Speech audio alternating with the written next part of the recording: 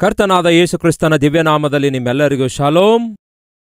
ಗಲಾತ್ಯದವರಿಗೆ ಬರೆದ ಪತ್ರಿಕೆ 5ನೇ ಅಧ್ಯಾಯ 22ನೇ ವಚನ ಏನು ಹೇಳುತ್ತೆ?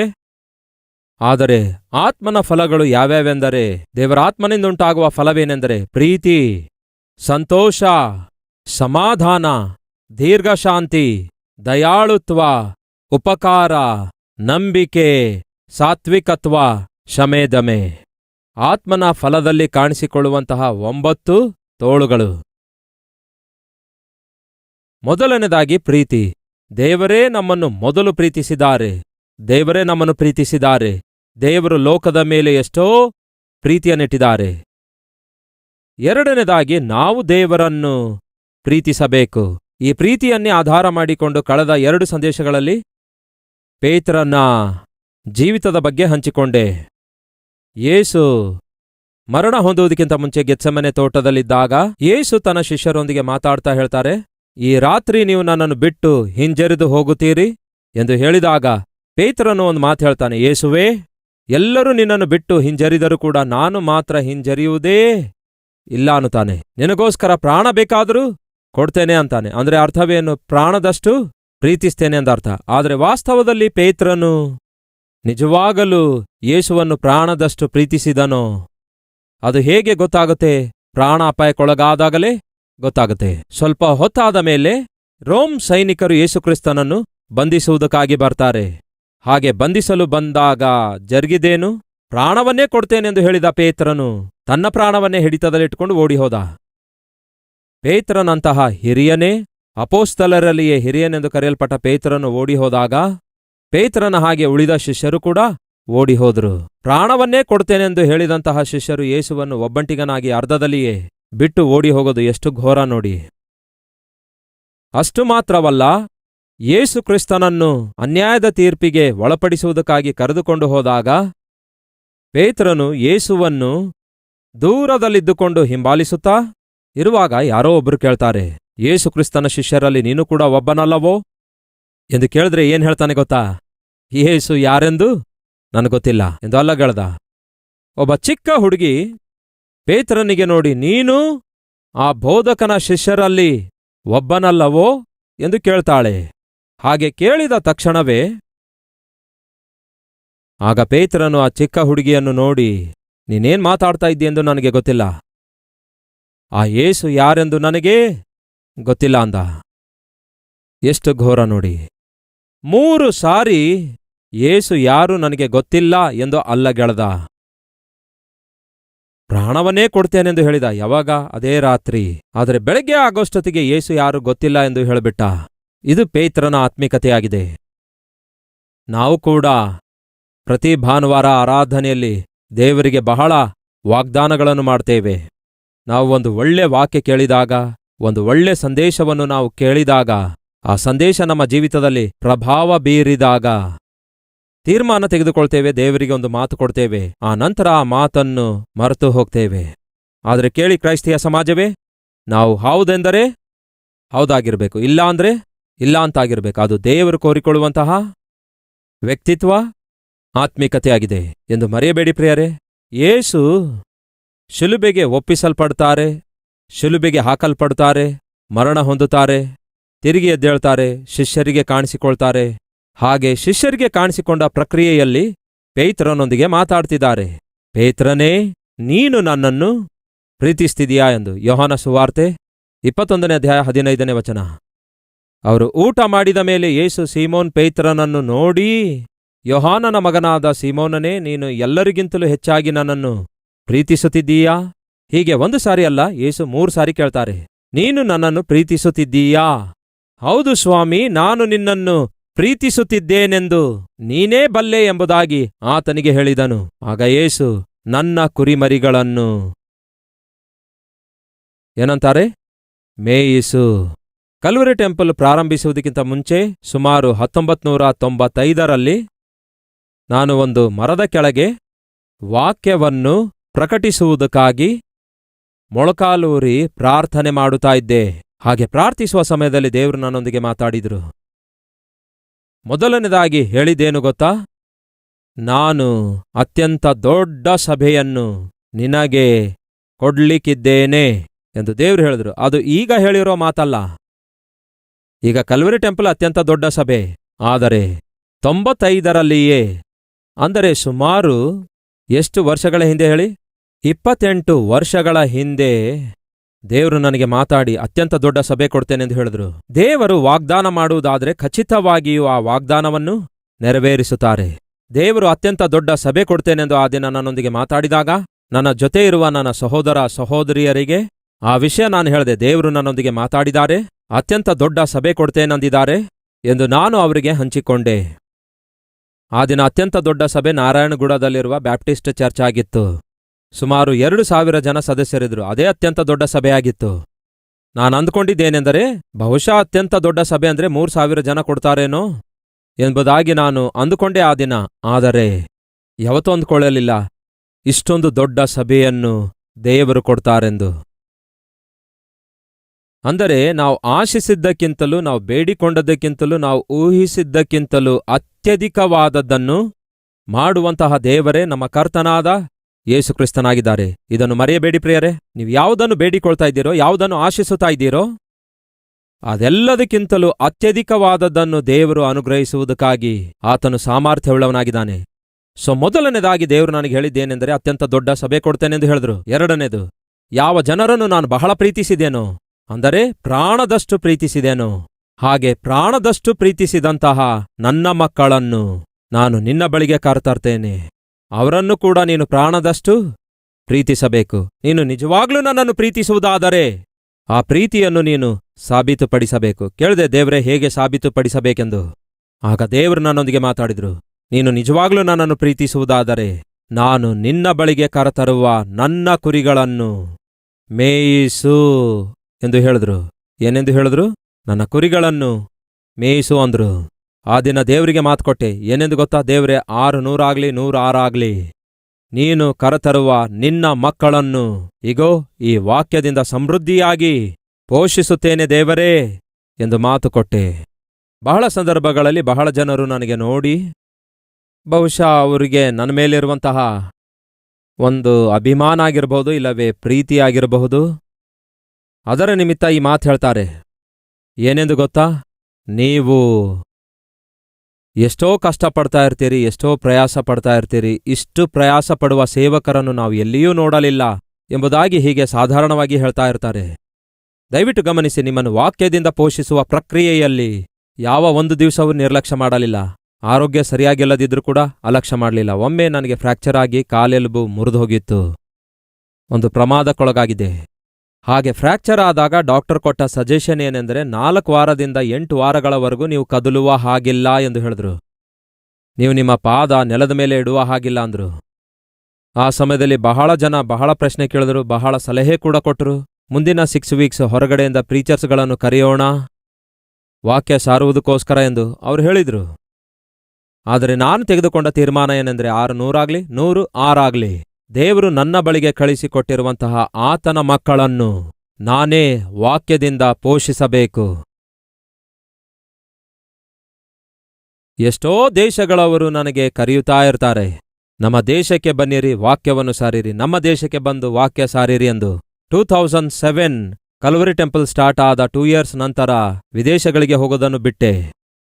2007ನಿಂದ 2017ವರೆಗೂ ಅಂದರೆ ಹೆಚ್ಚು ಕಡಿಮೆ 10 ಇಯರ್ಸ್ ಯಾವ ಒಂದು ದೇಶಕ್ಕೂ ಹೋಗಲಿಲ್ಲ, ಎಲ್ಲಿಗೂ ಹೋಗಲಿಲ್ಲ. ವಿದೇಶಗಳಿಂದ ಅಂದರೆ ಅಮೆರಿಕ ದೇಶದಿಂದ, ಗಲ್ಫ್ ಕಂಟ್ರೀಸ್ಗಳಿಂದ, ಆಸ್ಟ್ರೇಲಿಯಾ ದೇಶದಿಂದ, ಇತರ ದೇಶಗಳಿಂದ ನನಗೆ ಬಾ ಎಂದು ಕರೆದಾಗ ನಾನು ಬರ್ಲಿಕ್ಕಾಗಲ್ಲ ಅಂದಾಗ ಅವರು ನನಗೆ ಹೇಳ್ತಾ ಇದ್ರು, ಇಗೋ ಅಷ್ಟು ದೊಡ್ಡ ಸೇವಕರು ಬಂದಿದ್ದಾರೆ, ಇಷ್ಟು ದೊಡ್ಡ ಸೇವಕರು ಬಂದಿದ್ದಾರೆ, ಇವರು ಬಂದಿದ್ದಾರೆ, ನೀವು ಬರಲ್ಲ ಅಂತೀರಲ್ಲವೇ? ನಾನು ಅಷ್ಟು ದೊಡ್ಡ ಸೇವಕನಲ್ಲದೇ ಇರುವುದರಿಂದ ನಾನು ಬರಲ್ಲ ಎಂದು ಹೇಳ್ತಿದ್ದೆ. ಅಮೆರಿಕ ದೇಶದಲ್ಲಿ ವಾಕ್ಯ ಸಾರುವುದಕ್ಕಿಂತ, ಆಫ್ರಿಕಾದಲ್ಲಿ ವಾಕ್ಯ ಸಾರುವುದಕ್ಕಿಂತ, ಆಸ್ಟ್ರೇಲಿಯಾದಲ್ಲಿ ವಾಕ್ಯ ಸಾರುವುದಕ್ಕಿಂತ, ಅನೇಕ ಇತರ ದೇಶಗಳಲ್ಲಿ ವಾಕ್ಯ ಸಾರುವುದಕ್ಕಿಂತ ನಿಮ್ಮೆಲ್ಲರ ಮುಂದೆಯೇ ವಾಕ್ಯ ಸಾರುವಂಥದ್ದೇ ಅದು ಆತ್ಮೀಕ ತಂದೆಯಾದ ನನಗೆ ಆನಂದ ಕೊಡುತ್ತೆ. ಅದಕ್ಕಾಗಿಯೇ ನಾನು ಯಾವತ್ತೂ ಕೂಡ ನಿಮ್ಮನ್ನು ಬಿಟ್ಟು ಹೋಗುವ ಪ್ರಯತ್ನ ಮಾಡಲಿಲ್ಲ. ಅದಕ್ಕಾಗಿಯೇ ಹೇಳ್ತಿದ್ದೇನೆ ಕೇಳಿ. ದೇವರನ್ನು ನಾವು ಪ್ರೀತಿಸ್ತಾ ಇದ್ದೇವಾ?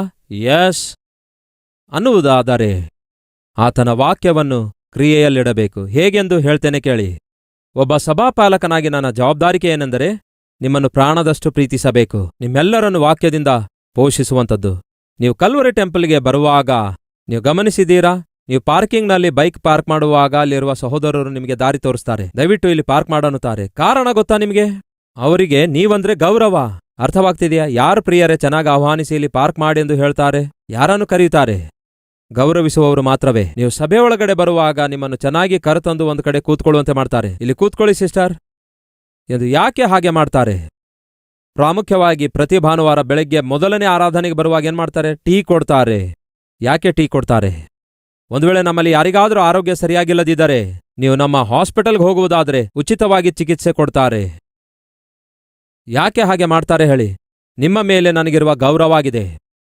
ಮಧ್ಯಾಹ್ನ ನೀವು ಆರಾಧನೆಯಲ್ಲಿ ಪಾಲ್ಗೊಂಡ ನಂತರ ನೀವು ಹಿಂತಿರುಗಿ ಮನೆಗೆ ಹೋಗೋಷ್ಟೊತ್ತಿಗೆ ತಡ ಆಗುವುದರಿಂದ ನಮ್ಮ ಸಭೆಯಲ್ಲಿಯೇ ಮಧ್ಯಾಹ್ನದ ಊಟ ಏರ್ಪಡಿಸಿದ್ದೇವೆ. ಕಾರಣ ಹೇಳಿ? ನಿಮ್ಮ ಮೇಲಿರುವ ನನ್ನ ಪ್ರೀತಿ. ಎಲ್ಲಿಯೂ ಯಾರು ಯಾವತ್ತೂ ಒಂದು ಸಭೆ ತೋರಿಸಲಾರದಂತಹ ದೇವರ ಪ್ರೀತಿ ನಮ್ಮ ಕಲ್ವರಿ ಟೆಂಪಲ್ನಲ್ಲಿ ನಾವು ತೋರಿಸ್ತಿದ್ದೇವೆ. ಕಾರಣವೇನೆಂದರೆ ದೇವರು ನನಗೆ ಆ ಜವಾಬ್ದಾರಿಕೆ ಕೊಟ್ಟಿದ್ದಾರೆ. ನೀನು ನನ್ನನ್ನು ಪ್ರೀತಿಸ್ತಿದೀಯಾ? ಹಾಗಾದರೆ ನನ್ನ ಸಭೆಯನ್ನು ಪ್ರೀತಿಸು. ಆ ಪ್ರೀತಿಯನ್ನು ಕ್ರಿಯೆಯಲ್ಲಿ ತೋರಿಸು. ಈ ದಿನ ನೀವು ಕಲ್ವರಿ ಟೆಂಪಲಿನ ಯಾವುದೇ ಮೂಲೆಗೆ ಹೋಗಿ ನೋಡಿದರೂ ಕ್ರಿಸ್ತನ ಪ್ರೀತಿ ಕಾಣಿಸುತ್ತೆ. ಯಾಕೆಂದರೆ ಅದು ದೇವರು ನನಗೆ ಕೊಟ್ಟಿರುವ ಜವಾಬ್ದಾರಿಕೆ, ನಿಮ್ಮ ಮೇಲೆ ನನಗಿರುವ ಗೌರವವಾಗಿದೆ. ಹೇಗೆ ನಾವು ದೇವರನ್ನು ಪ್ರೀತಿಸ್ತಿದ್ದೇವೆಂದು ನಿರೂಪಿಸಬಲ್ಲೆವು? ನಮ್ಮ ಜವಾಬ್ದಾರಿಕೆಗಳನ್ನು ನಾವು ನಿರ್ವಹಿಸುವುದರಿಂದ. ಯಸ್, ಒಬ್ಬ ಸಭಾಪಾಲಕನಾಗಿ ನಾನು ಹೇಗೆ ನಿರೂಪಿಸಬಲ್ಲೆ? ನನ್ನ ಜವಾಬ್ದಾರಿಕೆಗಳನ್ನು ಶಕ್ತಿಗೆ ಮೀರಿ ನಾನು ನಿರ್ವಹಿಸುವುದರಿಂದ. ಹಾಗಾದರೆ ನಿಮ್ಮ ಜವಾಬ್ದಾರಿಕೆ ಏನಾಗಿದೆ? ಒಬ್ಬ ತಂದೆಯಾಗಿ ನಿಮಗೆ ಜವಾಬ್ದಾರಿಕೆ ಇದೆ, ತಾಯಿಯಾಗಿ ನಿಮಗೆ ಜವಾಬ್ದಾರಿಕೆ ಇದೆ, ಗಂಡ ಹೆಂಡತಿಯರಾಗಿ ನಿಮಗೊಂದು ಜವಾಬ್ದಾರಿಕೆ ಇದೆ. ಆ ಜವಾಬ್ದಾರಿಕೆ ನೀವು ನಿರ್ವಹಿಸಬೇಕು. ಹೇಗೆ ನಿರ್ವಹಿಸಬೇಕು? ಪ್ರೀತಿಯಿಂದಲೇ ನಿರ್ವಹಿಸಬೇಕು. ಯಾವಾಗ ನೋಡಿದ್ರೂ ಗಂಡನನ್ನು ದ್ವೇಷಿಸುವಂತಹ, ಹೆಂಡತಿಯನ್ನು ದ್ವೇಷಿಸುವಂತಹ, ಮಕ್ಕಳನ್ನು ದ್ವೇಷಿಸುವಂತಹ, ತಂದೆ ತಾಯಿಗಳನ್ನು ದ್ವೇಷಿಸುವಂತಹ ಮಗನಾಗಿರ್ಬೋದು, ಮಗಳಾಗಿರ್ಬೋದು, ಹೀಗೆ ಒಬ್ಬರನ್ನೊಬ್ಬರು ದ್ವೇಷಿಸುತ್ತಾ ಒಬ್ಬರೊಂದಿಗೆ ಒಬ್ಬರು ಜಗಳವಾಡುತ್ತಾ ಹೇಗೆ ನೀವು ಪ್ರೀತಿ ತೋರಿಸ್ಲಿಕ್ಕಾಗತ್ತೆ? ಯಾವ ರೀತಿಯಾಗಿ ದೇವರ ಪ್ರೀತಿ ತೋರಿಸ್ಲಿಕ್ಕಾಗತ್ತೆ? ಒಮ್ಮೆ ಆಲೋಚಿಸಿರಿ. ನೀವು ನಿಜವಾಗ್ಲೂ ದೇವರನ್ನು ಪ್ರೀತಿಸುತ್ತಿರುವುದಾದರೆ ಆ ಪ್ರೀತಿಯನ್ನು ಕ್ರಿಯೆಯಲ್ಲಿ ತೋರಿಸಬೇಕು. ಕ್ರಿಸ್ತನು ಸಭೆಯನ್ನು ಪ್ರೀತಿಸಿದ ಹಾಗೆಯೇ ಪುರುಷರೇ ನಿಮ್ಮ ಹೆಂಡತಿಯರನ್ನು ಪ್ರೀತಿಸಿರಿ. ಸ್ತ್ರೀಯರೇ ನಿಮ್ಮ ಗಂಡಂದರಿಗೆ ಅಧೀನರಾಗಿರಿ. ವಾಕ್ಯವನ್ನು ಕ್ರಿಯೆಯಲ್ಲಿಡದೆ, ಹೆಂಡತಿಯನ್ನು ಪ್ರೀತಿಸದೆ, ಗಂಡನಿಗೆ ಅಧೀನಳಾಗದೆ ನಾನು ಭಕ್ತನು ಭಕ್ತಳು ಎಂದು ಹೇಳುವುದಾದರೆ ಹೇಗೆ ನಡೆಯುತ್ತೆ ಹೇಳಿ? ಗಂಡನನ್ನು ದ್ವೇಷಿಸುತ್ತಾ, ಹೆಂಡತಿಯನ್ನು ದ್ವೇಷಿಸುತ್ತಾ, ಹೆತ್ತ ತಂದೆ ತಾಯಿಗಳನ್ನೇ ದ್ವೇಷಿಸುತ್ತಾ ಇರುವ ಮಕ್ಕಳು ಹೇಗೆ ಆತ್ಮಿಕರಾಗ್ತಾರೆ ಹೇಳಿ? 1 ಯೋಹಾನ 3ನೇ ಅಧ್ಯಾಯ 14ನೇ ವಚನ. ನೀತಿಯನ್ನು ನಡೆಸದಂತಹ ಪ್ರತಿಯೊಬ್ಬನು, ತನ್ನ ಸಹೋದರನನ್ನು ಪ್ರೀತಿಸದಂತಹ ಪ್ರತಿಯೊಬ್ಬನು ದೇವರಿಂದ ಹುಟ್ಟಿದವನು ಅಲ್ಲ. ನೀವು ನಿಮ್ಮ ಸಹೋದರನಿಗೆ ದ್ವೇಷಿಸುವುದಾದರೆ, ಕೆಲವರಿಗೆ ತಮ್ಮ ಸಹೋದರನ ಮೇಲೆ ಕೋಪ ಇರುತ್ತೆ, ಸಹೋದರಿ ಮೇಲೆ ಕೋಪ ಇರುತ್ತೆ, ಗಂಡನ ಮೇಲೆ ಕೋಪ, ಹೆಂಡತಿಯ ಮೇಲೆ ಕೋಪ, ದ್ವೇಷ. ಮುಂದೆ ಓದುತ್ತೇನೆ ನೋಡಿ, 10ನೇ ವಚನ. ತನ್ನ ಸಹೋದರನನ್ನೇ ಪ್ರೀತಿಸದವನು ದೇವರಿಂದ ಹುಟ್ಟಿದವನೂ ಅಲ್ಲ. 14ನೇ ವಚನ. ಪ್ರೀತಿ ಇಲ್ಲದೇ ಇರುವವನು ಮರಣದಲ್ಲೇ ಇದ್ದಾನೆ. 15ನೇ ವಚನ. ತನ್ನ ಸಹೋದರನನ್ನು ದ್ವೇಷಿಸುವವನು ಏನಂತೆ? ನರಾ ಹಂತಕನು. ಅಂದರೆ ದ್ವೇಷಿಸುವ ಪ್ರತಿಯೊಬ್ಬನು ಕೊಲೆಗಾರನಾಗಿದ್ದಾನೆ ಎಂದರ್ಥ. ನೀವು ಗಂಡನಿಗೆ ಹೆಂಡತಿಗೆ ದ್ವೇಷಿಸುತ್ತಾ ಇರುವುದಾದರೆ, ಅಣ್ಣನಿಗೆ ಅಕ್ಕಳಿಗೆ ದ್ವೇಷಿಸುತ್ತಿರುವುದಾದರೆ, ಬೇರೆ ಯಾರನ್ನೇ ದ್ವೇಷಿಸುವುದಾದರೆ ನೀವೊಬ್ಬ ಕೊಲೆಗಾರನಾಗಿದ್ದೀರಿ. ಯಾವ ಕೊಲೆಗಾರನಲ್ಲಿ ಜೀವ ಇರುವುದೇ ಇಲ್ಲ. ಮುಂದೆ ನೋಡಿ, ಇದೇ 1 ಯೋಹಾನ 4ನೇ ಅಧ್ಯಾಯ 11ನೇ ವಚನ. ಪ್ರಿಯರೇ, ದೇವರು ನಮ್ಮನ್ನು ಹೀಗೆ ಪ್ರೀತಿಸಿದ ಮೇಲೆ ನಾವು ಒಬ್ಬರನ್ನೊಬ್ಬರು ಪ್ರೀತಿಸುವ ಹಂಗಿನಲ್ಲಿ ಇದ್ದೇವೆ.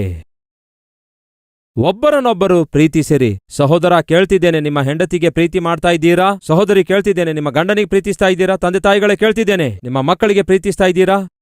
ಮಕ್ಕಳೇ, ತಂದೆ ತಾಯಿಗಳಿಗೆ ಪ್ರೀತಿಸ್ತಾ ಇದ್ದೀರಾ? ಬೇಸರಗೊಳಿಸ್ತಾ ಇದ್ದೀರಾ? ಮತ್ತೊಮ್ಮೆ ಜ್ಞಾಪಕಗೊಳಿಸ್ತೇನೆ. ಅನೇಕ ಸಂದರ್ಭಗಳಲ್ಲಿ ನನ್ನ ಮಕ್ಕಳು ನನಗೆ ಪ್ರಶ್ನಿಸಿದ್ದಾರೆ. ಏನೆಂದು ಪ್ರಶ್ನಿಸಿದ್ದಾರೆ ಗೊತ್ತಾ? ಡ್ಯಾಡಿ, ಯಾಕೆ ಡ್ಯಾಡಿ ನಮಗಿಂತಲೂ ನಿಮಗೆ ಮಮ್ಮಿ ಅಂದ್ರೇನೇ ಇಷ್ಟ ಎಂದು ಬಹಳ ಸಾರಿ ಪ್ರಶ್ನಿಸಿದ್ರು. ಯಾರಂದ್ರೆ ಬಹಳ ಇಷ್ಟ ಅಂತೆ? ನಮಗಿಂತಲೂ ಹೆಚ್ಚು ನಿಮಗೆ ಮಮ್ಮಿ ಅಂದ್ರೇನೇ ಇಷ್ಟ. ಯಾಕೆ ಮಮ್ಮಿಗೆ ಅಷ್ಟೊಂದು ಪ್ರೀತಿಸ್ತೀರಿ ನೀವು ಎಂದು ಕೇಳಿದ್ರು. ಯಾವತ್ತೇ ಆಗಲಿ ನಿಮ್ಮ ಮಗನು ಈ ಪ್ರಶ್ನೆ ನಿಮಗೆ ಕೇಳಿದಾನಾ? ಸಹೋದರನೇ ಕೇಳ್ತಿದ್ದೇನೆ, ಯಾವತ್ತೇ ಆಗಲಿ ನಿಮ್ಮ ಮಗನಾಗಲಿ ನಿಮ್ಮ ಮಗಳಾಗಲಿ ಈ ಪ್ರಶ್ನೆ ಕೇಳಿದಾರಾ? ಒಮ್ಮೆ ಯೋಚಿಸಿ. That's my question. Yes, my children asked me, ಯಾಕೆ ನೀವು ಮಮ್ಮಿಗೆ ಅಷ್ಟೊಂದು ಪ್ರೀತಿಸ್ತಾ ಇದ್ದೀರೆಂದು. ಬೈಬಲ್ನಲ್ಲಿ ನೋಡುವಾಗ ದೇವರು ಹೇಳಿದ್ದಾರೆ, ಪ್ರಿಯರೇ, ನಿಮ್ಮ ಹೆಂಡತಿಯನ್ನು ಪ್ರೀತಿಸಿರಿ. ಹೇಗೆ? ಕ್ರಿಸ್ತನು ತನ್ನ ಸಭೆಯನ್ನು ಪ್ರೀತಿಸಿದ ಪ್ರಕಾರವೇ. ಸಹೋದರಿಯೇ, ಕೇಳ್ತಿದ್ದೇನೆ, ಎಂದೇ ಆಗಲಿ ಯಾಕೆ ಮಮ್ಮಿ ಡ್ಯಾಡಿಗೆ ನೀನು ಅಷ್ಟೊಂದು ರೆಸ್ಪೆಕ್ಟ್ ಕೊಡುತ್ತಿ? ಯಾಕೆ ಡ್ಯಾಡಿಗೆ ಅಷ್ಟು ಗೌರವ ಕೊಡುತ್ತಿ? ಯಾಕೆ ಡ್ಯಾಡಿಯ ಮಾತು ಮೀರೋದಿಲ್ಲ ನೀನು? ಯಾವತ್ತೇ ಆಗಲಿ ಸಹೋದರಿಯರೇ ಕೇಳ್ತಿದ್ದೇನೆ, ನಿಮ್ಮ ಮಗನಾಗಲಿ ಮಗಳಾಗಲಿ ಆ ಮಾತು ನಿಮಗೆ ಕೇಳಿದ್ದಾರಾ? ಒಮ್ಮೆ ಆಲೋಚಿಸಿ. ದೇವರನ್ನು ನಾವು ಪ್ರೀತಿಸ್ತಿದ್ದೇವಾ? ಯಸ್. ಹಾಗಾದರೆ ಆ ಪ್ರೀತಿ ಕ್ರಿಯೆಯಲ್ಲಿ ತೋರಿಸಬೇಕಲ್ಲವೇ? ಯಾವಾಗ ನೋಡಿದ್ರೂ ಹೆಂಡತಿಗೆ ಹೊಡೆಯುವಂಥವನು, ಬೈಯುವಂಥವನು ಹೇಗೆ ಹೆಂಡತಿಗೆ ಪ್ರೀತಿಸ್ಲಿಕ್ಕಾಗತ್ತೆ? ಯಾವಾಗ ನೋಡಿದ್ರೂ ಗಂಡನಿಗೆ ಎದುರಿಸುವಂತಹ, ಪೀಡಿಸುವಂತಹ, ಮನೆ ಸಾಮಾನೆಲ್ಲ ಕಿತ್ತಾಕಿ ತಿಪ್ಪೆ ಮಾಡುವ ಹೆಂಡತಿ ಹೇಗೆ ದೇವರನ್ನು ಪ್ರೀತಿಸ್ತಾಳೆ? ಯಾವಾಗ ನೋಡಿದ್ರೂ ತಂದೆ ತಾಯಿಗಳಿಗೆ ಎದುರಿಸುವಂತಹ ಮಗನು ಯಾವ ರೀತಿ ದೇವರನ್ನು ಪ್ರೀತಿಸ್ಲಿಕ್ಕಾಗತ್ತೆ? ಒಮ್ಮೆ ಆಲೋಚಿಸಿ. ಪೇತ್ರನೇ ನನ್ನನ್ನು ಪ್ರೀತಿಸ್ತಾ ಇದೆಯಾ? ನಿನಗೆ ಗೊತ್ತಲ್ಲ ಸ್ವಾಮಿ ಪ್ರೀತಿಸ್ತಿದ್ದೇನೆಂದು. ಹಾಗಾದರೆ ಕ್ರಿಯೆಯಲ್ಲಿ ತೋರಿಸು. ಈ ದಿನ ದೇವರು ನಿಮಗೂ ಹೇಳ್ತಿದ್ದಾರೆ, ನೀವು ನಿಜವಾಗ್ಲೂ ನನ್ನನ್ನು ಪ್ರೀತಿಸ್ತಾ ಇದ್ದೀರಾ? ಪ್ರೀತಿಸ್ತೇನೆ ದೇವ್ರೆ. ಹಾಗಾದರೆ ಕ್ರಿಯೆಯಲ್ಲಿ ತೋರಿಸಿ. ಆ ಪ್ರೀತಿಯನ್ನು ಕ್ರಿಯೆಯಲ್ಲಿ ತೋರಿಸಿ. ಆ ಪ್ರೀತಿ ನಿಮ್ಮ ಮನೆಯಲ್ಲಿ ತೋರಿಸಿ. ಆ ಪ್ರೀತಿ ನಿಮ್ಮ ಗಂಡನಿಗೆ ತೋರಿಸಿ, ನಿಮ್ಮ ಹೆಂಡತಿಗೆ ತೋರಿಸಿ, ನಿಮ್ಮ ಮಕ್ಕಳಿಗೆ ತೋರಿಸಿ, ನಿಮ್ಮ ಒಡ ಹುಟ್ಟಿದವರಿಗೆ ತೋರಿಸಿ, ನಿಮ್ಮ ಸುತ್ತಲಿರುವ ಸಮಾಜಕ್ಕೂ ತೋರಿಸಿರಿ. ನೀವು ನಿಜವಾಗಲೂ ನನ್ನನ್ನು ಪ್ರೀತಿಸುವುದಾದರೆ ಕ್ರಿಯೆಯಲ್ಲಿ ತೋರಿಸಿ. ಕಣ್ಣಿಗೆ ಕಾಣಿಸುವ ಮನುಷ್ಯನಿಗೆ ಪ್ರೀತಿ ಮಾಡದಿರುವಾಗ ಕಾಣದಿರುವ ದೇವರಿಗೆ ಪ್ರೀತಿ ಮಾಡೋದು ನಿಜ ಅಂತೀರಾ? ಒಮ್ಮೆ ಆಲೋಚಿಸಿ. ಅಬ್ರಹಾಮನೇ, ನಿನ್ನ ಒಬ್ಬನೇ ಮಗನನ್ನು, ಅಂದರೆ ನೀನು ಬಹಳವಾಗಿ ಪ್ರೀತಿಸುವ ನಿನ್ನ ಮಗನಾದ ಇಸಾಕನನ್ನು ನನಗೆ ಸರ್ವಾಂಗ ಹೋಮವಾಗಿ ಅರ್ಪಿಸು. ಒಬ್ಬನೇ ಒಬ್ಬ ಮಗ ಇದ್ದ ಪ್ರಿಯರೇ. 15-16 ವರ್ಷ ಅವನ ವಯಸ್ಸು. ಅಪಾರವಾದ ಪ್ರೀತಿಯಿಂದ ಬೆಳೆಸಿದ ಪ್ರಿಯರೇ. ಇಸಾಕನೇ ಅಬ್ರಹಾಮನಿಗೆ ಸರ್ವವೂ ಸರ್ವಸ್ವವೂ ಆಗಿದ್ದ. ಅವರ ದುಃಖವೆಲ್ಲ ಹೋಗಿ ಆ ಮಗನ ನಿಮಿತ್ತ ಆನಂದದಿಂದ ತುಂಬಿಕೊಂಡಿರುವ ಅವರ ಜೀವಿತದಲ್ಲಿ ಸಡನ್ ಆಗಿ ದೇವರು ಹೇಳ್ತಾರೆ, ಅಬ್ರಹಾಮನೇ, ನೀನು ಪ್ರೀತಿಸುವ ನಿನ್ನ ಮಗನನ್ನು ದೇವರು ನನ್ನ ಸೇವೆಗೆ ಅರ್ಪಿಸು ಎಂದು ಹೇಳಲಿಲ್ಲ. ಏನು ಹೇಳ್ತಾರೆ? ಸರ್ವಾಂಗ ಹೋಮವಾಗಿ ಅರ್ಪಿಸು ಅನ್ನುತ್ತಾರೆ. ಆ ದಿನ ಅಬ್ರಹಾಮ ಏನಂದು ಗೊತ್ತಾ? ಆಯ್ತು ದೇವರೇ. ವಾಸ್ತವದಲ್ಲಿ ದೇವರು ಅಬ್ರಹಾಮನ ಪ್ರೀತಿಯನ್ನು ಪರಿಶೀಲಿಸಿದರು. ನನ್ನನ್ನು ಹೆಚ್ಚು ಪ್ರೀತಿ ಮಾಡ್ತಿದ್ದಾನೋ ಇಲ್ಲವೇ ತನ್ನ ಮಗನನ್ನು ಹೆಚ್ಚು ಪ್ರೀತಿಸ್ತಿದ್ದಾನೋ ಎಂದು ಅಬ್ರಹಾಮನು ನಿರೂಪಿಸಿದ ಪ್ರಿಯರೇ. ದೇವರೇ, ನಿನಗಿಂತಲೂ ಹೆಚ್ಚು ನನ್ನ ಮಗನು ನನಗೆ ಅಲ್ಲವೇ ಅಲ್ಲವೆಂದು. ಎಷ್ಟು ಅದ್ಭುತವಾದ ನಂಬಿಕೆ ನೋಡಿ. ಹನ್ನಳೇ, ನನ್ನನ್ನು ಪ್ರೀತಿಸ್ತಾ ಇದೀಯಾ ಇಲ್ಲವೇ ನಿನ್ನ ಮಗನನ್ನು ಪ್ರೀತಿಸ್ತಾ ಇದೀಯಾ? ದೇವರೇ, ನಿನಗಿಂತಲೂ ನನ್ನ ಮಗನು ದೊಡ್ಡವನಲ್ಲ ದೇವರೇ. ಹಾಗಾದರೆ ನನಗೆ ಮಾತು ಕೊಟ್ಟಿದೆಯಲ್ಲವೇ, ನಿನ್ನ ಮಗನನ್ನು ನನ್ನ ಸೇವೆಗೆ ಕೊಡ್ತೇನೆಂದು? ಹೌದು, ಕೊಡ್ತೇನೆ ದೇವರೇ. ಅನೇಕ ವರ್ಷಗಳ ನಂತರ ಹುಟ್ಟಿದ ಮಗನನ್ನು ಹನ್ನಳು ಕರೆದುಕೊಂಡು ಹೋಗಿ ದೇವರ ಸನ್ನಿಧಿಯಲ್ಲಿ ಅರ್ಪಿಸಿಕೊಟ್ಟಳು ಪ್ರಿಯರೇ. ಅದಕ್ಕೆ ಕಾರಣ ಗೊತ್ತಾ? ಪ್ರೀತಿ. ಪ್ರಿಯ ಸಹೋದರ ಕೇಳ್ತಿದ್ದೇನೆ, ಸಹೋದರಿ ಕೇಳ್ತಿದ್ದೇನೆ, ನಿಜವಾಗ್ಲೂ ನೀವು ದೇವರನ್ನು ಪ್ರೀತಿಸ್ತಾ ಇದ್ದೀರಾ? ಹಾಗಾದರೆ ಈ ದಿನ ಯಾವುದನ್ನು ನೀವು ಪ್ರೀತಿಸ್ತಾ ಇದ್ದೀರೋ? ಕೆಲವೊಂದು ಜನ ಅಂದವನ್ನು ಪ್ರೀತಿಸ್ತಾರೆ, ಕೆಲವರು ವಸ್ತ್ರವನ್ನು ಪ್ರೀತಿಸ್ತಾರೆ, ಇನ್ನು ಕೆಲವರು ತಿಂಡಿಯನ್ನು ಪ್ರೀತಿಸ್ತಾರೆ, ಕೆಲವರು ಕುಡಿಯೋದನ್ನು ಪ್ರೀತಿಸ್ತಾರೆ. ಈ ದಿನ ನೀವು ನಿಮ್ಮ ಜೀವಿತದಲ್ಲಿ ಅತಿಯಾಗಿ ಪ್ರೀತಿಸೋದು ಏನಾಗಿದೆ? ಅದನ್ನು ಒಂದು ವೇಳೆ ಯೇಸುವಿಗಾಗಿ ಕೊಡಬೇಕಾದ್ರೆ ಕೊಡ್ತೀರಾ? ಆಲೋಚಿಸಿ. ದೇವ್ರೆ, ಏನ್ ಬೇಕಾದರೂ ಕೇಳು ದೇವ್ರೆ, ಇದು ಮಾತ್ರ ಕೇಳಬೇಡ. ಯಾಕೆಂದರೆ ಇದಿಲ್ಲದಿದ್ದರೆ ನಾನು ಇರಲಾರೆನು. ಅಷ್ಟಕ್ಕೂ ಅದು ಏನು? ಏನಾಗಿದೆ ಅದು ಇಲ್ಲದೆ ನೀವು ಜೀವಿಸಲಾರದಂಥದ್ದು? ಒಮ್ಮೆ ಆಲೋಚಿಸಿ. ಏನ್ ಬೇಕಾದರೂ ಬಿಡ್ತೇನೆ ದೇವ್ರೆ, ಆದರೆ ಇದನ್ನು ಮಾತ್ರ ಬಿಡ್ಲಿಕ್ಕಾಗಲ್ಲ ಅನ್ನುವಂಥದ್ದೇನಾಗಿದೆ? ಪ್ರಿಯ ಸಹೋದರ ಸಹೋದರಿಯರೇ, ಯಾವುದನ್ನು ನೀವು ದೇವರಿಗಿಂತಲೂ ಹೆಚ್ಚಾಗಿ ಪ್ರೀತಿಸ್ತಾ ಇದ್ದೀರಿ? ಪೇತ್ರನೇ, ನೀನು ನಿಜವಾಗ್ಲೂ ನನ್ನನ್ನು ಪ್ರೀತಿಸ್ತಿದೀಯಾ? ಪ್ರೀತಿಸ್ತಿದ್ದೇನೆ ದೇವರೇ ಅಂದಾಗ, ಹಾಗಾದರೆ ನನ್ನ ಮಂದೆಯನ್ನು ಮೇಯಿಸು, ನನ್ನ ಸಭೆಯನ್ನು ಕಾಯಿ. ಆ ನಂತರ ಏನಾಯ್ತು ಗೊತ್ತಾ? ಪೇತ್ರನು ದೇವರು ಅವನಿಗೆ ಕೊಟ್ಟಿರುವ ಜವಾಬ್ದಾರಿಕೆಯನ್ನು ಸ್ವೀಕರಿಸಿ ಸಭೆಯನ್ನು ಕಾಯುವುದಕ್ಕಾಗಿ, ಸುವಾರ್ತೆಯನ್ನು ಪ್ರಕಟಿಸುವುದಕ್ಕಾಗಿ ತನ್ನ ಪ್ರಾಣವನ್ನೇ ಧಾರೆ ಎರೆದ. ಪೇತ್ರನು ತನ್ನ ಪ್ರಾಣವನ್ನೇ ದೇವರು ಅವನಿಗೆ ಕೊಟ್ಟಿರುವಂತಹ ಕರೆಗೋಸ್ಕರ ಒಪ್ಪಿಸಿಕೊಟ್ಟ. ಪೇತ್ರನನ್ನು ಕೊಂದಾಕಿದರು ಪ್ರಿಯರೇ. ಪೇತ್ರನು ಶಿಲುಬೆಯ ಕುರಿತಾದ ಸುವಾರ್ತೆ ಸಾರಿದ ಪುಣ್ಯಕ್ಕಾಗಿ ಅವನನ್ನು ಕೊಂದಾಕ್ತಾರೆ ಪ್ರಿಯರೇ.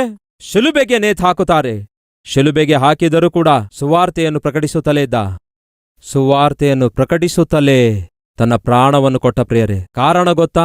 ತನ್ನ ಪ್ರಾಣಕ್ಕಿಂತಲೂ ಹೆಚ್ಚಾಗಿ ದೇವರನ್ನೇ ಪೇತ್ರನು ಪ್ರೀತಿಸಿದ. ಹಾಗಾದರೆ ನಮ್ಮ ಸಂಗತಿ ಏನು? ನಿಜವಾಗ್ಲೂ ನಾವು ದೇವರನ್ನು ಪ್ರೀತಿಸ್ತಾ ಇದ್ದೇವಾ? ಹಾಗಾದರೆ ಏನ್ ಮಾಡಬೇಕು?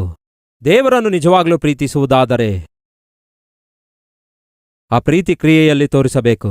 ದೇವರನ್ನು ನಿಜವಾಗ್ಲೂ ಪ್ರೀತಿಸುವುದಾದರೆ ಯಾವುದನ್ನು ನಾವು ಹೆಚ್ಚು ಪ್ರೀತಿಸ್ತಾ ಇದ್ದೇವೋ ಅದನ್ನು ಸಾಧ್ಯವಾದರೆ ಬಿಟ್ಟು ಬಿಡಬೇಕು, ಕೊಟ್ಟು ಬಿಡಬೇಕು. ಒಮ್ಮೆ ತಂದೆ ಮಗನು ಇಬ್ಬರೂ ಸೇರಿ ಶಾಪಿಂಗ್ ಮಾಲ್ಗೆ ಹೋಗ್ತಾರೆ. ಆ ಚಿಕ್ಕ ಹುಡುಗಿ ಒಂದು ಗೊಂಬೆಯ ಕೊರಳಿಗಿರುವಂತಹ ಮುತ್ತಿನ ಹಾರವನ್ನು ನೋಡ್ತಾಳೆ. ಡ್ಯಾಡಿ ಬಳಿಗೆ ಹೋಗಿ, ಡ್ಯಾಡಿ ಡ್ಯಾಡಿ, ನನಗೆ ಆ ಮುತ್ತಿನ ಹಾರ ಬಹಳ ಇಷ್ಟ ಆಗಿದೆ, ಅದು ನನಗೆ ಬೇಕು ಡ್ಯಾಡಿ ಎಂದು ಕೇಳಿದ್ರೆ ಒಳಗಡೆ ಹೋದ. ಈ ಮುತ್ತಿನ ಹಾರದ ಬೆಲೆ ಎಷ್ಟು ಎಂದು ಕೇಳ್ದ. ಅದು ಒರಿಜಿನಲ್ ಅಲ್ಲ, ಪ್ಲಾಸ್ಟಿಕ್ ಆಗಿತ್ತು. ಮಗಳೇ, ಅದು ಪ್ಲಾಸ್ಟಿಕ್ ಮುತ್ತಂತೆ, ಒರಿಜಿನಲ್ ಅಲ್ಲ, ಆದಾಗ್ಯೂ ನನಗೆ ಬೇಕು ಡ್ಯಾಡಿ ಅಂದಳು. ಆಯ್ತು ಮಗಳೇ. ಆ ಮುತ್ತಿನ ಹಾರ ಎಷ್ಟು? 50 ರೂಪಾಯಿ ಅಂದ. 50 ರೂಪಾಯಿ ಅಷ್ಟೇನಾ? ಮತ್ತೆ ಯೋಚಿಸಿ ಮಗಳೇ, ಅದು ಪ್ಲಾಸ್ಟಿಕ್ದಂತೆ, ಪರವಾಗಿಲ್ಲ ಡ್ಯಾಡಿ, ನನಗೆ ಬಹಳ ಇಷ್ಟ ಅಂದಾಗ ಆ ತಂದೆ ಕೊಡಿಸ್ತಾನೆ. ಆ ಮುತ್ತಿನ ಹಾರ ನೋಡಿ ಆ ಮಗಳು ಎಷ್ಟೋ ಸಂತೋಷ ಪಡ್ತಾ ಇದ್ದಳು, ಎಷ್ಟೋ ಸಂತೋಷ ಪಡ್ತಾ ಇದ್ದಳು. ಬೆಳಿಗ್ಗೆ ಎದ್ದ ತಕ್ಷಣವೇ ಮುತ್ತಿನ ಹಾರ ನೋಡ್ತಾ ಇದ್ದಳು. ತನ್ನ ಕೊರಳಿಗಿರುವ ಮುತ್ತಿನ ಹಾರ ನೋಡ್ತಿದ್ದಳು. ಕನ್ನಡಿಯಲ್ಲಿ ನೋಡ್ಕೊಳ್ತಾ ಇದ್ದಳು. ಸ್ಕೂಲ್ಗೆ ಹೋಗುವ ಮುಂಚೆ ನೋಡ್ತಿದ್ದಳು. ಎಲ್ಲರಿಗೂ ತೋರಿಸ್ತಾ ಇದ್ದಳು. ಒಂದು ದಿನ ಅವಳ ತಂದೆ ಬಂದು, ಮಗಳೇ, ನೀನು ನನಗೆ ಪ್ರೀತಿಸ್ತಾ ಇದೀಯಾ? ಅದೇನು ಕೇಳ್ತೀರಿ ಡ್ಯಾಡಿ, ನೀವಂದ್ರೆ ನನಗೆ ಬಹಳ ಇಷ್ಟ. ಆಯ್ತು ಸರಿ, ಹಾಗಾದ್ರೆ ಮುತ್ತಿನ ಹಾರ ನನಗೆ ಕೊಡ್ತೀಯಾ ಅಂದಾಗ, ಈ ಮುತ್ತಿನ ಹಾರ ಬೇಡ ಡ್ಯಾಡಿ, ಅದು ಕೇಳಬೇಡ ಡ್ಯಾಡಿ, ನೀನು ನಿಜವಾಗ್ಲೂ ನನಗೆ ಪ್ರೀತಿಸುವುದಾದ್ರೆ ಆ ಮುತ್ತಿನ ಹಾರ ಕೊಡು ಅಂದಾಗ, ಬೇಡ ಡ್ಯಾಡಿ, ಪ್ಲೀಸ್ ಡ್ಯಾಡಿ, ಅದೊಂದು ಕೇಳಬೇಡ ಡ್ಯಾಡಿ. ಆಯ್ತು ಸರಿ ಅಂದ. 1 ವೀಕ್ ಆದ ನಂತರ ಮತ್ತೆ ತಂದೆ ಬಂದು, ಏನ್ ಮಗಳೇ, ನನಗೆ ನಿಜವಾಗ್ಲೂ ನೀನು ಪ್ರೀತಿಸ್ತಾ ಇದೀಯಾ? ನೀವು ನನ್ನ ಪ್ರಾಣ ಡ್ಯಾಡಿ ಅಂದಳು. ಹಾಗಾದ್ರೆ ಮುತ್ತಿನ ಹಾರ ನನಗೆ ಕೊಡ್ತೀಯಾ? ಡ್ಯಾಡಿ ಪ್ಲೀಸ್ ಡ್ಯಾಡಿ, ಅದೊಂದು ಮಾತ್ರ ಕೇಳಬೇಡಿ ಡ್ಯಾಡಿ. 1 ಮಂತ್ ಆಯ್ತು. ಮತ್ತೆ ಆ ತಂದೆ ಕೇಳ್ದ, ಮಗಳೇ, ನಾನಂದ್ರೆ ನಿನಗಿಷ್ಟವು? ಬಹಳ ಇಷ್ಟ ಡ್ಯಾಡಿ ಅಂದಳು. ಹಾಗಾದ್ರೆ ಮುತ್ತಿನ ಹಾರ ನನಗೆ ಕೊಡ್ತೀಯಾ? 2 ಮಂತ್ಸ್ ಆದ ನಂತರ ಆ ಮಗಳಿಗೆ ಅರ್ಥ ಆಗತ್ತೆ, ನನ್ನ ಡ್ಯಾಡಿ ನನಗೆಲ್ಲ ಕೊಡಿಸಿದ್ದಾರೆ, ಎಲ್ಲಾ ಮಾಡಿದ್ದಾರೆ. ಹಾಗೆ ಎಲ್ಲ ಕೊಡಿಸಿರುವ ನನ್ನ ಡ್ಯಾಡಿಗೆ ಯಾಕೆ ಈ ಮುತ್ತಿನ ಹಾರ ನಾನು ಕೊಡ್ಲಿಕ್ಕಾಗ್ತಾ ಇಲ್ಲ? ಈ ಮುತ್ತಿನ ಹಾರಕ್ಕಿಂತಲೂ ನನಗೆ ನನ್ನ ಡ್ಯಾಡಿಯೇ ಇಂಪಾರ್ಟೆಂಟ್. ನನ್ನ ಡ್ಯಾಡಿಯೇ ನನಗೆ ಪ್ರಾಣ. ಒಂದು ದಿನ, ಮಗಳೇ, ನಿಜವಾಗ್ಲೂ ನನ್ನನ್ನು ಪ್ರೀತಿಸ್ತಿದೀಯಾ ಎಂದು ಕೇಳಿದ್ರೆ, ಹೌದು ಡ್ಯಾಡಿ ಅಂದಳು.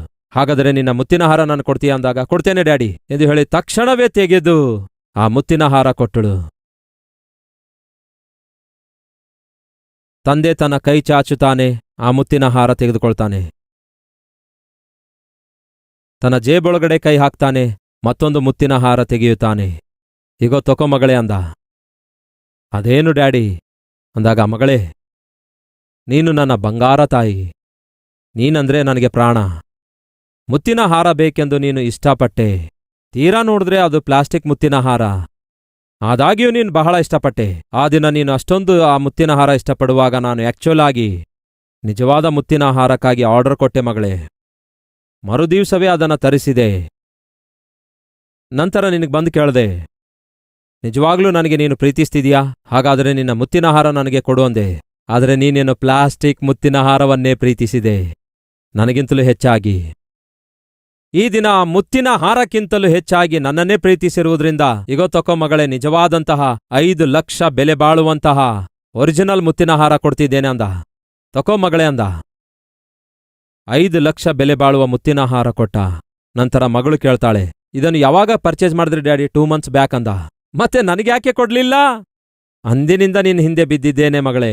ಈ ಪ್ಲಾಸ್ಟಿಕ್ ಮುತ್ತಿನ ಹಾರ ಬಿಟ್ಬಿಟ್ರೆ ಕೊಡೋಣ ಅಂದ್ಕೊಂಡೆ. 2 ತಿಂಗಳಿಂದ ನಿನ್ನ ಹಿಂದೆ ಬೀಳ್ತಿದ್ದೇನೆ ಅಂದ. ಸಹೋದರ ಸಹೋದರಿ, ನಿಮಗೊಂದು ವಿಷಯ ಗೊತ್ತಾ? ಅದೇ ರೀತಿ ನೀವು ಹುಟ್ಟಿದಂದಿನಿಂದ ದೇವರು ನಿಮ್ಮ ಹಿಂದೆ ಬಿದ್ದಿದ್ದಾರೆ. ನಿಮ್ಮ ಜೀವಿತ ಅದ್ಭುತವಾದ ಜೀವಿತವನ್ನಾಗಿ ಮಾಡುವುದಕ್ಕೋಸ್ಕರ, ನಿಮಗೊಂದು ಅರ್ಥಗರ್ಭಿತವಾದ ಜೀವಿತ ಕೊಡುವುದಕ್ಕೋಸ್ಕರ, ನಿಮ್ಮನ್ನು ಅನೇಕ ಜನರಿಗೆ ಆಶೀರ್ವಾದವಾಗಿ ಮಾರ್ಪಡಿಸುವುದಕ್ಕೋಸ್ಕರ, ಆದರ್ಶವಾಗಿ ಮಾಡುವುದಕ್ಕೋಸ್ಕರ, ಶ್ರೇಷ್ಠವಾದ ಜೀವಿತ ಕೊಡಬೇಕೆಂದು ದೇವರು ನಿಮ್ಮ ಹಿಂದೆ ಬಿದ್ದಿದ್ದಾರೆ. ಅದ್ಭುತವಾದ ಜೀವಿತ ಕೊಡಬೇಕೆಂದು ದೇವರು ನಿಮ್ಮ ಹಿಂದೆ ಬಿದ್ದಿದ್ದಾರೆ. ಆದರೆ ನೀವೇನೋ ತುಚ್ಛವಾದ, ನೀಚವಾದ, ಭೂಸಂಬಂಧವಾದಂತಹ ಶರೀರ ಇಚ್ಛೆಯಿಂದ ಕೂಡಿದವುಗಳನ್ನೇ ಹಿಡ್ಕೊಂಡು ತಿರುಗಾಡ್ತಾ ಇದ್ದೀರಿ. ಈ ದಿನ ದೇವ್ರು ಕೇಳ್ತಿದ್ದಾರೆ, ನಿಜವಾಗ್ಲೂ ನನ್ನನ್ನು ಪ್ರೀತಿಸ್ತಾ ಇದ್ದೀರಾ? ಹೌದು, ಪ್ರೀತಿಸ್ತಿದ್ದೇವೆ ದೇವ್ರೆ. ಹಾಗಾದ್ರೆ ಆ ಪಾಪ ನನಗೆ ಕೊಡಿರಿ, ಆ ಕೆಟ್ಟ ಚಟ ನನಗೆ ಕೊಡಿರಿ, ಆ ಕೆಟ್ಟ ಸ್ನೇಹವನ್ನು ಬಿಟ್ಟು ಬಿಡಿಯಿರಿ. ನಿಮ್ಮ ಹಳೆಯ ಜೀವಿತ ನನಗೆ ಕೊಡಿರಿ. ನಾನು ನಿಮಗೆ ಒಂದು ನೂತನವಾದ ಜೀವಿತವನ್ನು ಕೊಡ್ತೇನೆ. ಈ ಸಮಯದಲ್ಲಿ ಎಷ್ಟು ಜನ ಸಿದ್ಧವಾಗಿದ್ದೀರಿ? ನಾನು ಕ್ರಿಸ್ತನನ್ನು ಪ್ರೀತಿಸ್ತಿದ್ದೇನೆ, ಆ ಪ್ರೀತಿಯನ್ನು ನಾನು ಕ್ರಿಯೆಯಲ್ಲಿ ತೋರಿಸ್ತೇನೆ ಎನ್ನುವವರು ಹೇಗೆ ತೋರಿಸಬಲ್ಲೆವು? ನನ್ನಲ್ಲಿ ಪ್ರಯೋಜನವಿಲ್ಲದಂತಹ ಎಲ್ಲವನ್ನು ಪ್ರಭು ಯೇಸುವಿಗೆ ಕೊಡ್ತೇನೆ. ಪ್ರಭು ಯೇಸುವಿನಲ್ಲಿ ಪ್ರಯೋಜನವಾಗಿರುವ ಪ್ರತಿಯೊಂದನ್ನು ಹೊಂದಿಕೊಳ್ತೇನೆ. ನನ್ನ ಪಾಪಿಷ್ಠ ಜೀವಿತವನ್ನು ಪ್ರಭು ಯೇಸುವಿಗೆ ಕೊಡ್ತೇನೆ, ಪರಿಶುದ್ಧವಾದ ಜೀವಿತವನ್ನು ಪ್ರಭು ಯೇಸುವಿನಿಂದ ಹೊಂದಿಕೊಳ್ತೇನೆ ಎನ್ನುವಂಥವರಿರುವುದಾದರೆ ನಿಮ್ಮ ಹಸ್ತ ಪ್ರಭುವಿಗೆ ತೋರಿಸುವಿರಾ? ಬನ್ನಿ, ಇದ್ದ ಸ್ಥಳದಲ್ಲಿ ಮೊಳಕಾಲೂರಿ ಪ್ರಾರ್ಥಿಸೋಣ.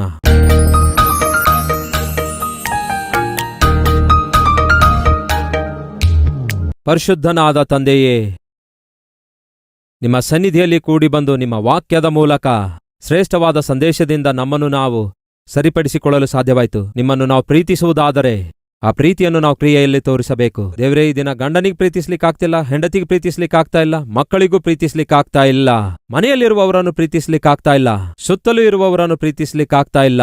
ನಿಮ್ಮ ಪ್ರೀತಿಯೇ ನಮ್ಮ ಮೇಲಿರುವುದಾದರೆ ಅದೇ ಪ್ರೀತಿ ನಮ್ಮೊಳಗಡೆ ಕೂಡ ಇರಬೇಕಲ್ಲವೋ? ಅದೇ ಪ್ರೀತಿಯನ್ನು ನಾವು ತೋರಿಸಬೇಕಲ್ಲವೇ? ಹಾಗಾಗಿ ದೇವರೇ, ಈ ದಿನ ನಮ್ಮಲ್ಲಿ ಪ್ರತಿಯೊಬ್ಬರು ನಿಮ್ಮನ್ನು ಪ್ರೀತಿಸುವುದಾದರೆ ಆ ಪ್ರೀತಿಯನ್ನು ಮೊದಲು ತಮ್ಮ ಮನೆಯಲ್ಲಿ ತೋರಿಸಬೇಕು, ನಿಮ್ಮ ವಾಕ್ಯವನ್ನು ಮೊದಲು ತಮ್ಮ ಮನೆಯಲ್ಲಿ ತೋರಿಸಬೇಕು. ಅಂತಹ ಕೃಪೆಯನ್ನು ದಯಪಾಲಿಸಿರಿ. ನಿಮ್ಮನ್ನು ನಾವು ಪ್ರೀತಿಸುವುದಾದರೆ ನಿಮಗೆ ಇಷ್ಟವಿಲ್ಲದವುಗಳನ್ನು, ನಮ್ಮ ಜೀವಿತಕ್ಕೆ ನಷ್ಟ ಉಂಟು ಮಾಡುವವುಗಳನ್ನು ನಾವು ಬಿಟ್ಟು ಬಿಡಬೇಕು. ಹಾಗೆ ಬಿಟ್ಟು ಬಿಡಲು ನಮಗೆ ಕೃಪೆ ದಯಪಾಲಿಸಿರಿ. ಅಬ್ರಹಾಮನು ಆ ದಿನ ತನ್ನ ಮಗನಿಗಿಂತಲೂ ನಿಮ್ಮನ್ನೇ ಹೆಚ್ಚಾಗಿ ಪ್ರೀತಿಸಿದ. ಹನ್ನಳು ಕೂಡ ತನ್ನ ಮಗನಿಗಿಂತಲೂ ನಿಮ್ಮನ್ನೇ ಹೆಚ್ಚಾಗಿ ಪ್ರೀತಿಸಿದಳು. ಪೇತ್ರನು ತನ್ನ ಪ್ರಾಣಗಿಂತಲೂ ದೇವರೇ ನಿಮ್ಮನ್ನೇ ಹೆಚ್ಚು ಪ್ರೀತಿಸಿದ. ಈ ದಿನ ನಾವೆಲ್ಲರೂ ಕೂಡ ದೇವರೇ, ನಮಗಿರುವಂತಹ ಸಮಸ್ತದಕ್ಕಿಂತಲೂ ನಿಮ್ಮನ್ನೇ ಹೆಚ್ಚಾಗಿ ಪ್ರೀತಿಸುವಂತಹ ಅತ್ಯದ್ಭುತವಾದ ಆತ್ಮೀಕತೆಯನ್ನು ದಯಪಾಲಿಸಿರಿ. ಯಾವಾಗ ಆ ಚಿಕ್ಕ ಹುಡುಗಿ ಈ ಮುತ್ತಿನ ಹಾರಕ್ಕಿಂತಲೂ ನನ್ನ ತಂದೆಯ ಪ್ರೀತಿ ದೊಡ್ಡದು ಎಂದು ಗುರುತಿಸಿ ಆ ಪ್ಲಾಸ್ಟಿಕ್ ಮುತ್ತಿನ ಹಾರ ಕೊಟ್ಟಳೋ, ಆಗ ನಿಜವಾದಂತಹ ಆಶೀರ್ವಾದವನ್ನು ಅವಳು ಕಾಣುತ್ತಾಳೆ. ಈ ದಿನ ಯಾರ್ಯಾರು ದೇವರೇ ತುಚ್ಛವಾದ, ನೀಚವಾದ, ಅಲ್ಪಕಾಲ ಪಾಪ ಭೋಗಗಳನ್ನು ಹಿಡಿದುಕೊಂಡು ತಿರುಗಾಡ್ತಿದ್ದಾರೋ, ಅವರು ಅಂತಹ ಜೀವಿತವನ್ನು ನಿಮಗೆ ಅರ್ಪಿಸಿಕೊಡ್ತಿದ್ದಾರೆ. ಅವರ ಜೀವಿತವನ್ನು ನೀವು ಅಂಗೀಕರಿಸಿರಿ. ಈ ದಿನ ಮೊದಲುಗೊಂಡು ದೇವರೇ, ಶ್ರೇಷ್ಠವಾದ ಜೀವಿತ ನಾವು ಜೀವಿಸುವ ಹಾಗೆ, ಮೌಲ್ಯಗಳಿಂದ ಕೂಡಿದ ಜೀವಿತ ಜೀವಿಸುವ ಹಾಗೆ ಸಹಾಯ ಮಾಡಿರಿ. ನೀವು ಪ್ರೀತಿ ಸ್ವರೂಪಿಯಾಗಿರೋದ್ರಿಂದ, ಆತ್ಮನ ಫಲ ಪ್ರೀತಿಯಾಗಿರೋದ್ರಿಂದ ಆ ಪ್ರೀತಿ ದೇವರೇ ನಮ್ಮ ಜೀವನದ ಕಣಕಣಗಳಲ್ಲೂ ಕಾಣಿಸಬೇಕು. ನಾವೆಲ್ಲೇ ವಾಸಿಸಿದರು, ಎಲ್ಲೇ ನಿವಾಸಿಸಿದರು ಪ್ರೀತಿಯುಳ್ಳವರಾಗಿ ಜೀವಿಸಬೇಕು. ಅಂತಹ ಕೃಪೆ ದಯಪಾಲಿಸಿರೆಂದು ಯೇಸುವಿನ ನಾಮದಲ್ಲಿ ಬೇಡಿ ಹೊಂದಿದ್ದೇವೆ ತಂದೆಯೇ, ಆಮೇನ್.